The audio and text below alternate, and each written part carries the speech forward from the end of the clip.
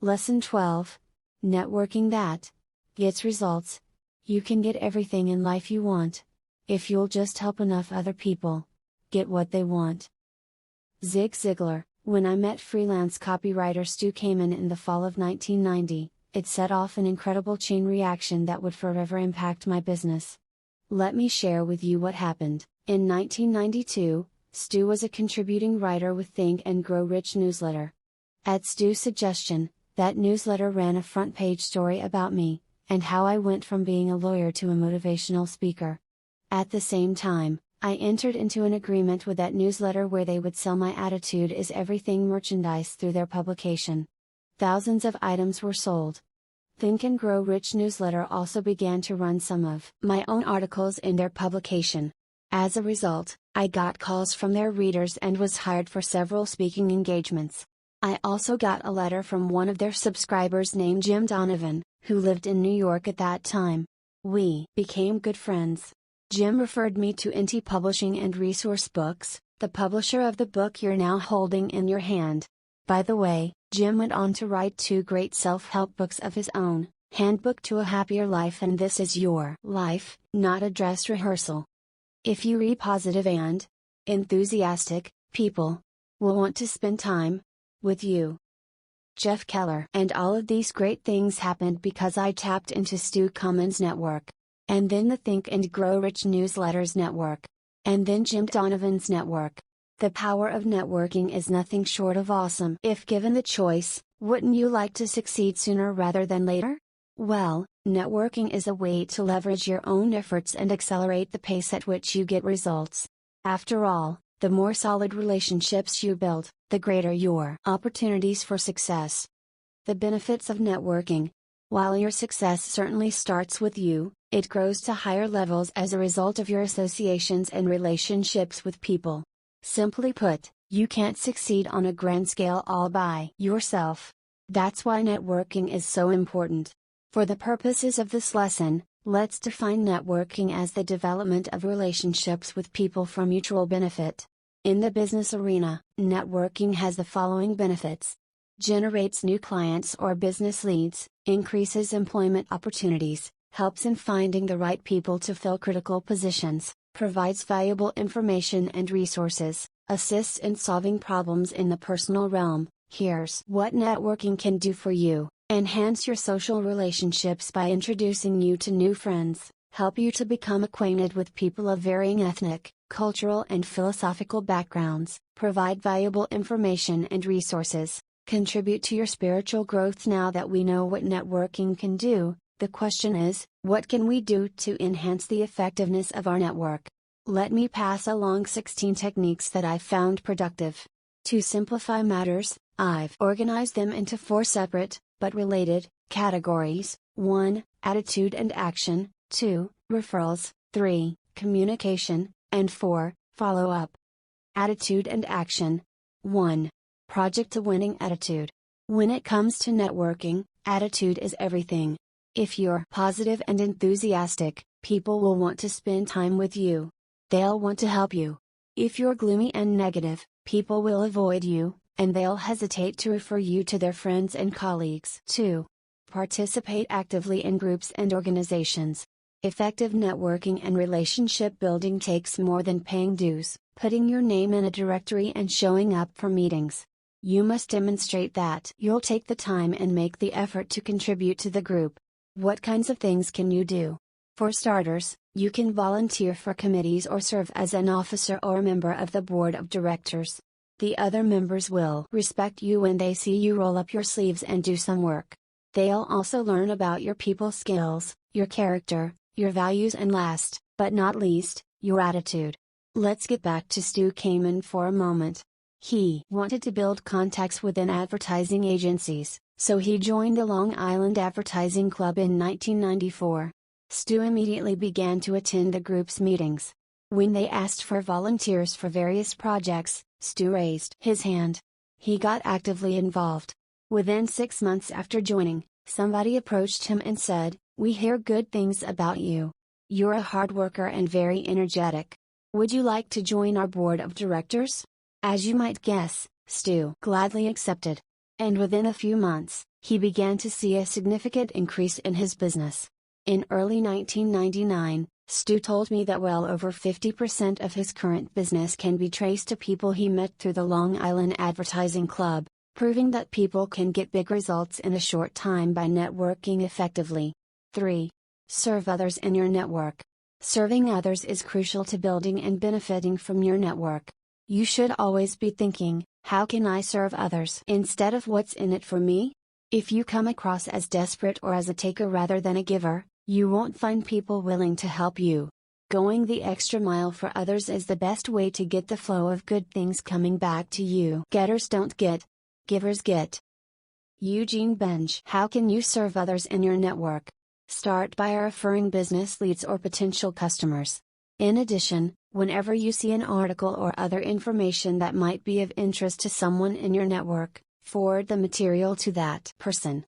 When I think of effective networkers, the first name that comes to mind is Mark LeBlanc. Mark gives presentations to business owners who want to grow their business and to salespeople who want to sell more of their products and services. I've referred many people to Mark. Why?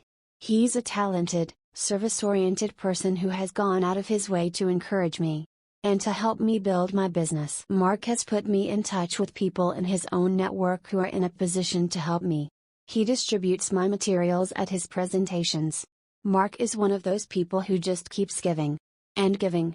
And giving. That's why people want to help Mark, and that's one reason why his own business is growing. As the Bible says, give and it shall be given unto you. That's the truth. Referrals. 4. If you refer someone, make sure that the person mentions your name as the source of the referral. Be explicit. Let's assume you're about to refer John Smith to your graphic designer, Jane Jones. You might say to John, give Jane a call and please tell her that I referred you. In some instances, you may even call Jane and let her know that John Smith will be contacting her. Then, the next time you see or speak to Jane, remember to ask if John called and how it turned out. You want to reinforce in Jane's mind that you are looking out for her and helping her to grow her business. 5. Be selective. Don't refer every person you meet. Respect the time of those in your network. Referring unqualified leads will reflect poorly on you. Ask yourself whether or not a particular referral is really going to be of value to your network partner. Keep in mind that the key is the quality, not quantity, of the leads you supply. Communication. 6. Be a good listener. Have you ever been speaking to someone who goes on and on about himself and his business, and never takes a moment to ask about you? We've all run into the me types, and they're the last people you want to help. So, in your conversations, focus on drawing other people out. Let them talk about their careers and interests. In return, you'll be perceived as caring, concerned and intelligent. You'll eventually get your turn to talk about yourself. Sure, this is Dale Carnegie 101. But it works. 7. Call people from time to time just because you care. How do you feel when someone calls you on the phone and says, "Hey, I was just thinking about you and was wondering how you're doing?" I'll bet you feel like $1,000,000. If that's the case, why don't we make these calls more often? Every now and then, make it a point to call people in your network simply to ask how they're doing and to offer your support and encouragement. That's right. Call just because you care, and because that's the way you'd like to be treated. Every December, I pick up the phone and call certain clients I haven't spoken with for a long time. Many of these people haven't ordered anything from my company in years. My call is upbeat and my only agenda is to be friendly. I don't try to sell them anything. I appreciate the business they've given me in the past, and I just want to hear how they're doing, personally and professionally. You can succeed best and quickest by helping others to succeed. Napoleon Hill. If business comes from these calls, that's great. If business doesn't come from these calls, that's great. Year after year, I do get business as a result of making these calls. Someone will say, "I need to order more of those Attitude is Everything lapel pins or our company is having a sales meeting in 6 months, and they may want you to do a presentation." Please understand that this isn't manipulation or a sales tactic on my part. I'm not expecting these people to give me business.